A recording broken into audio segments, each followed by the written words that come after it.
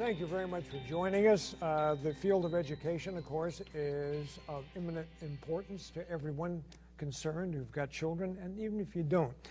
Barbara Nemko is with us right now. She is Superintendent of the Napa County Office of Education. Nice to see you again, Barbara. It's good to be here Are again. things changing since you first got with the Office of Education? Yes, they are, and way for the better. Yeah. Over how many what period of years are we talking about? Well, I've been with the county office for 21 years. Okay, I've been so in public education for more decades than I'm going to admit on the air. Well, don't admit anything. I never do, you know. But you have, we've all seen, as a parent, Yes. I've seen enormous changes.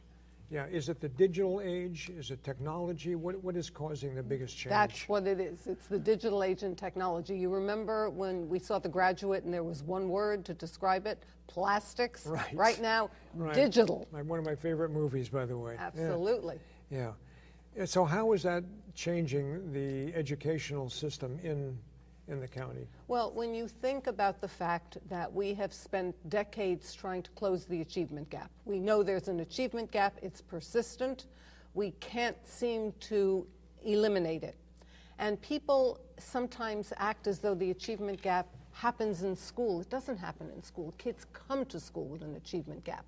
The average child from a middle class and upper class household comes to school and they know over 10,000 words. They've heard them, they use them.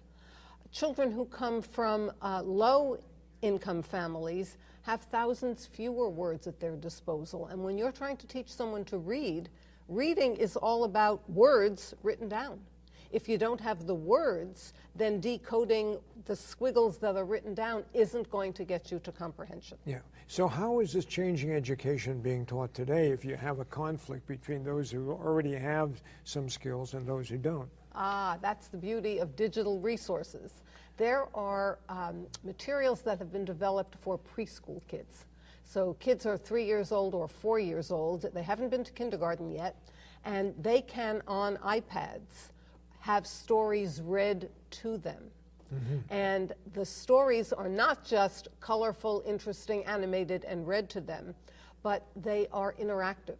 So the child can touch the iPad screen and suddenly a puppet will fly out of a drawer and start singing and dancing.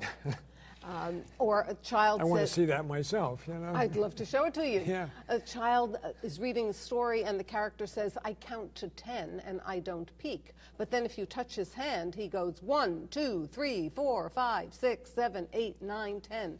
So the child is learning the skills. The child who doesn't come with the vocabulary is learning it the way middle class kids learn it from their parents and grandparents. Okay. My question to you would be, in order for these young people to learn this stuff, they have to have teachers who understand it in the first place. Yes, good point. They do.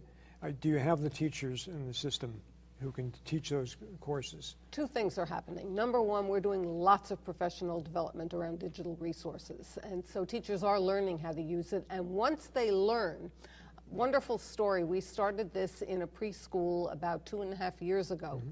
And the kindergarten teachers thought it was the dumbest idea they ever heard. Preschool kids with an iPad? Are you out of your mind? And yet after they came in to watch and they saw what was happening with the kids, they got so excited they are now the biggest cheerleaders teaching other teachers how to use it. All right. Good to have you here, Barbara. Barbara Nemko, who's involved in very important work, obviously. She's Superintendent of Napa County Office of Education. Thank you very much for joining us.